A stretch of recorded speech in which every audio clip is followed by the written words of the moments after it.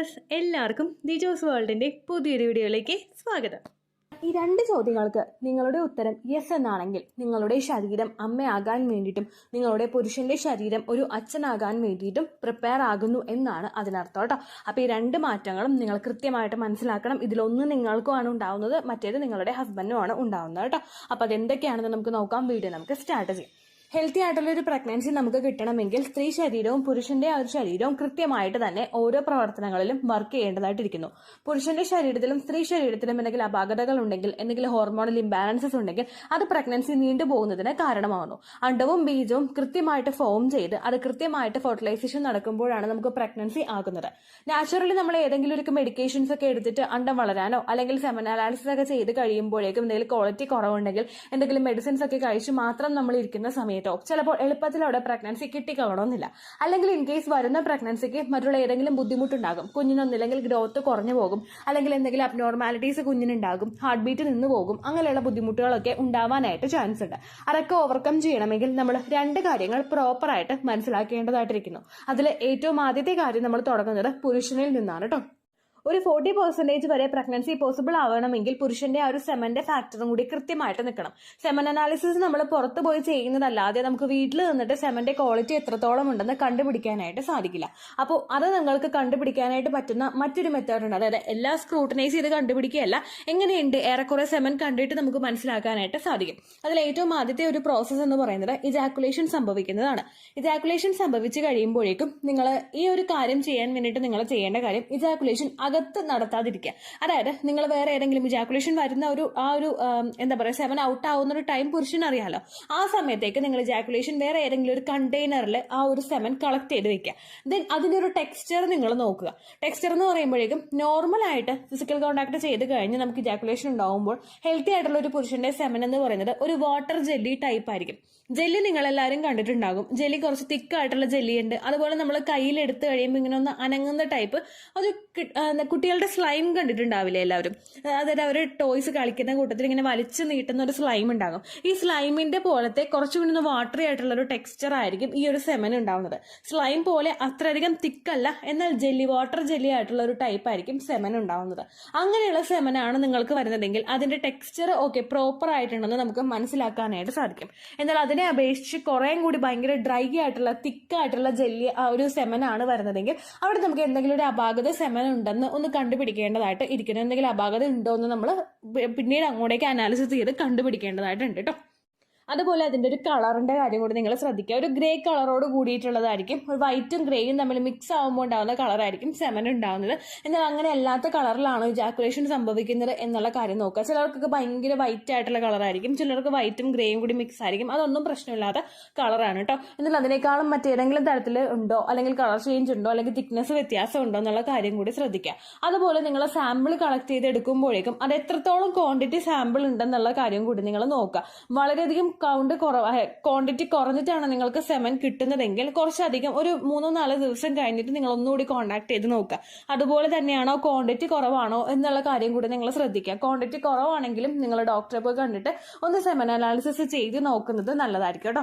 ഈ പാരാമീറ്റർ ഒക്കെ വെച്ചിട്ട് നമുക്ക് എളുപ്പത്തിൽ വീട്ടിലിരുന്ന് നമുക്ക് മനസ്സിലാകാം എന്തെങ്കിലും അപാകത സെമൻ ഉണ്ടോന്ന്. അങ്ങനെ ഒരു വ്യക്തത നിങ്ങൾക്ക് കൃത്യമായിട്ട് കിട്ടുന്നുണ്ടെങ്കിൽ ദെൻ നിങ്ങൾ അത് ഒന്നും കൂടി ഒന്ന് ഉറപ്പിക്കാൻ വേണ്ടിയിട്ട് സെമൻ അനാലിസിസ് നല്ലൊരു ലാബിൽ പോയിട്ട് തന്നെ നിങ്ങൾ ചെയ്ത് നോക്കുക കേട്ടോ. അടുത്തതെന്ന് പറയുന്നത് സെമന് വീട്ടിൽ തന്നെ ചെയ്ത് നോക്കാൻ പറ്റുന്ന വേറൊരു ക്വാളിറ്റി ചെക്കാണ്. ഇത് നമുക്ക് വേണ്ടത് സെമൻ കളക്ട് ചെയ്യേണ്ടത് ഒരു നല്ലതുപോലെ കഴുകി വൃത്തിയാക്കിയിട്ടുള്ള വെള്ളമൊന്നും ഇല്ലാന്ന് ഉറപ്പുവരുത്തിയിട്ടുള്ള ഒരു കണ്ടെയ്നറിലായിരിക്കണം സെമൻ കളക്ട് ചെയ്യേണ്ടത്. അതിനുശേഷം ഒരു ചില്ലിന്റെ ഗ്ലാസ് എടുത്തിട്ട്, ചില്ല് ഗ്ലാസ് എടുക്കാനായിട്ട് പറയുന്നത് നമുക്ക് എന്നാലേ അതിന്റെ ഒരു പ്രോസസ്സ് കൃത്യമായിട്ട് കാണാനായിട്ട് സാധിക്കുകയുള്ളൂ. അതുകൊണ്ട് ചില്ലിന്റെ ഗ്ലാസ് തന്നെ നിങ്ങൾ എടുക്കുക. അതിലേക്ക് കുറച്ചൊന്ന് വെള്ളം ഒഴിച്ചതിന് ശേഷം ഈ കളക്ട് ചെയ്ത് വെച്ചിട്ടുള്ള സെമൻ അതിലോട്ട് ഒഴിച്ചു കൊടുക്കുക. അപ്പോൾ തന്നെ ഇജാക്കുലേറ്റ് ചെയ്ത് വെച്ചിട്ടുള്ള സെമൻ വേണം എടുക്കാൻ വേണ്ടിയിട്ട്. അങ്ങനെ അല്ല എങ്കിൽ, അതായത് ഇപ്പോൾ രാവിലെ ഹസ്ബൻഡ് തന്നു പോയിട്ട് നിങ്ങൾ ജോലിയൊക്കെ കഴിഞ്ഞിട്ട് ചെയ്യാനായിട്ട് നിൽക്കരുത്. അപ്പോൾ കളക്ട് ചെയ്തെടുത്ത സെമൻ തന്നെ നിങ്ങൾ ഒഴിച്ചു കൊടുക്കുക ആ വെള്ളത്തിലോട്ട്. ഒഴിച്ചു കൊടുത്തതിന് ശേഷം ക്വാളിറ്റി ഉള്ള സെമൻ എത്രത്തോളം ഉണ്ടെന്ന് അറിയാൻ വേണ്ടിയിട്ട് ആ ഗ്ലാസ്സിന്റെ ഏറ്റവും കീഴ്പോട്ട് കിടക്കുന്ന സെമന്റെ ക്വാണ്ടിറ്റി എത്രത്തോളം ഉണ്ടെന്ന് നിങ്ങൾ നോക്കുക. ക്വാളിറ്റി കൂടുതലുള്ള സെമൻ ആയിരിക്കും കൂടുതലും അറ്റത്തായിട്ട് കിടക്കുന്നത്. ക്വാളിറ്റി കുറച്ചുകൂടി കുറവുള്ളത് മിഡിൽ പോർഷനിലായിട്ട് കിടക്കും. ക്വാളിറ്റി വളരെയധികം കുറഞ്ഞത് ഏറ്റവും മേളിലായിട്ട് കിടക്കും. അപ്പോൾ ഇങ്ങനെയാണോ നിങ്ങളുടെ ഹസ്ബൻഡിന്റെ സെമൻ കിടക്കുന്നതെന്ന് നിങ്ങൾ നോക്കുക. ഏറ്റവും താഴെ കിടക്കുന്നതിന്റെ അളവ് വളരെയധികം കൂടുതൽ കൂടുതലാണെങ്കിൽ സെമന് കൃത്യമായിട്ട് ക്വാളിറ്റി ഉണ്ടെന്ന് നമുക്ക് ഏകദേശം അനുമാനിക്കാനായിട്ട് സാധിക്കും. എന്നാൽ ഏറ്റവും മേളിൽ കിടക്കുന്നതാണ് ക്വാണ്ടിറ്റി കൂടുതലെങ്കിൽ അതിനർത്ഥം ആ സെമന് ക്വാളിറ്റി കുറച്ച് കുറവാണെന്നാണ്. അങ്ങനെ നിങ്ങൾക്ക് സെമൻ അനാലിസിസ് ചെയ്ത് നോക്കാനായിട്ട് സാധിക്കും കേട്ടോ. രണ്ടാമത്തേതെന്ന് പറയുന്നത് സ്ത്രീകൾക്ക് ചെക്ക് ചെയ്യുന്ന ഒരു കാര്യമാണ്. സ്ത്രീകൾക്ക് അവരുടെ പ്രഗ്നൻസി പോസിബിൾ ആവണമെങ്കിൽ അവർക്ക് ഓവുലേഷൻ പ്രോപ്പർ ആയിട്ട് നടക്കണം. ഏകദേശം പീരീഡ്സ് ആകുന്ന ആ ഒരു ദിവസം മുതൽ തന്നെ നമ്മുടെ ആ ഒരു അണ്ടം അടുത്തൊരു ഓവുലേഷന് വേണ്ടിയിട്ട് പ്രിപ്പയർ ആകാനായിട്ട് തുടങ്ങും. ആ സമയം മുതൽ തന്നെ വളരാൻ തുടങ്ങുന്നത് കൊണ്ട് ഫോളിക്കുലാർ ഫേസിന്റെ ആ ഒരു എൻഡ് എത്തുമ്പോഴേക്കും നമുക്ക് ഒരുപാട് വ്യത്യാസങ്ങൾ ശരീരത്തിലെ ഓവുലേഷൻ്റെതായിട്ട് കാണാനായിട്ട് സാധിക്കും. ചില ആളുകൾ ഓവുലേഷൻ ഡേറ്റ് കാൽക്കുലേറ്റ് ചെയ്ത് വെക്കുന്നത് അവരുടെ മെൻസ്ട്രൽ സൈക്കിളിന്റെ ലെങ്ത് വെച്ചിട്ട് മാത്രമാണ്. ഒരിക്കലും മെൻസ്ട്രൽ സൈക്കിളിന്റെ ലെങ്ത് വെച്ചിട്ട് ഈ ദിവസം തന്നെ ഓവുലേഷൻ നടക്കുമെന്ന് നമുക്ക് പ്രോപ്പറായിട്ട് കണ്ണടച്ച് അങ്ങോട്ട് വിശ്വസിക്കാനായിട്ട് സാധിക്കില്ല. നേരെ മറിച്ച് നമ്മൾ ചെയ്യേണ്ടത് ഈ ഓവുലേഷൻ ഡേറ്റ് നമ്മൾ പറയുന്ന അല്ലെങ്കിൽ കണ്ടുപിടിക്കുന്ന ദിവസങ്ങളിൽ ശരീരത്തിൽ എന്തെങ്കിലും ഒരു മാറ്റമെങ്കിലും വിസിബിൾ ആകുന്നുണ്ടോ എന്ന് നോക്കുക. ഓവുലേഷൻ്റെതായിട്ട് പറയത്തക്ക ഒരുപാട് ലക്ഷണങ്ങൾ നമുക്കുണ്ട്. തുടർച്ചയായിട്ട് ഞാൻ ഓവുലേഷന്റെ സിംറ്റംസിനെ പറ്റിയിട്ട് വീഡിയോസ് ചെയ്യുന്നുണ്ട്. കണ്ടിട്ടില്ലെങ്കിൽ നിങ്ങൾ ഓവുലേഷൻ സിംറ്റംസ് ദിജോസ് വേൾഡ് എന്ന് ടൈപ്പ് ചെയ്താൽ മതിയായിരിക്കും. കൂടുതലായിട്ട് നമ്മൾ പറഞ്ഞു വരുമ്പോഴേക്കും വീഡിയോയുടെ ലെങ്ത് കുറച്ചങ്ങോട്ട് കൂടും. പലർക്കും ഇൻട്രസ്റ്റ് ഉണ്ടാവില്ല. അതുകൊണ്ട് ഓവുലേഷൻ്റെതായിട്ടുള്ള ഏതെങ്കിലും ഒരു ലക്ഷണമെങ്കിലും നിങ്ങൾക്ക് ശരീരത്തിൽ കാണുന്നുണ്ടോ എന്ന് നോക്കുക.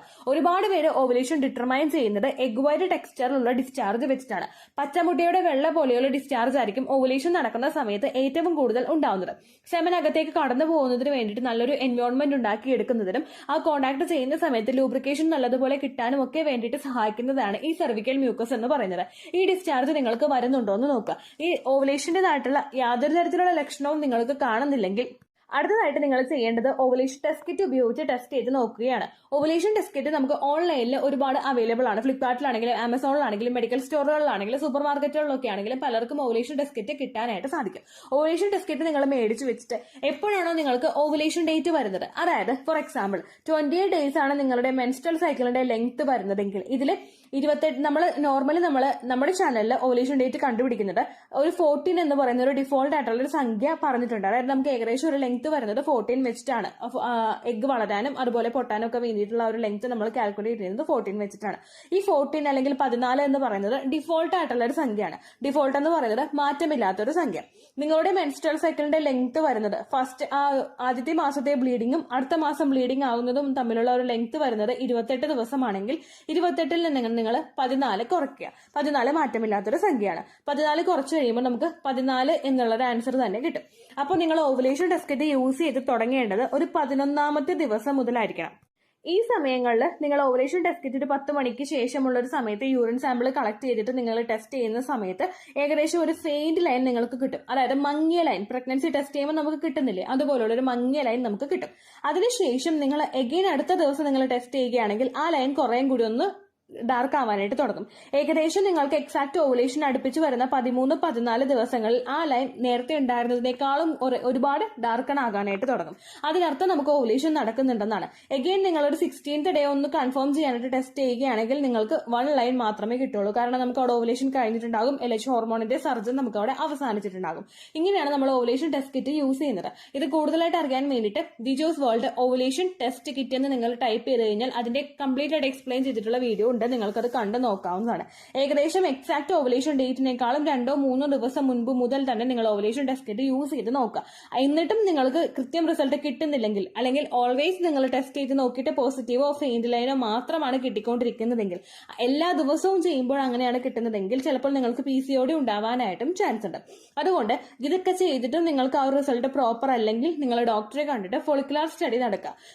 പീരിയഡ്സിൽ കഴിഞ്ഞതിന് ശേഷം പല ഡോക്ടേഴ്സും ഫോളിക്കുലാർ സ്റ്റഡി നടത്താറുണ്ട്. ചിലർ പീരിയഡ്സിന്റെ 3rd ഡേ 4th ഡേ ഒക്കെ മുതൽ ഫോളിക്കുലാർ സ്റ്റഡി നടത്തി തുടങ്ങാറുണ്ട്. അണ്ടം വളരുന്നുണ്ടോ, അതെങ്ങനെയാണ് ഗ്രോത്ത് വരുന്നത്, അത് നാച്ചുറലി പൊട്ടാനായിട്ടുള്ള കേപ്പബിലിറ്റി അതിനുണ്ടോ, ഇതൊക്കെ അറിയാൻ വേണ്ടിയിട്ട് ഫോളിക്കുലാർ സ്റ്റഡി നടത്തുന്നത് നിങ്ങളെ സഹായിക്കുന്നു.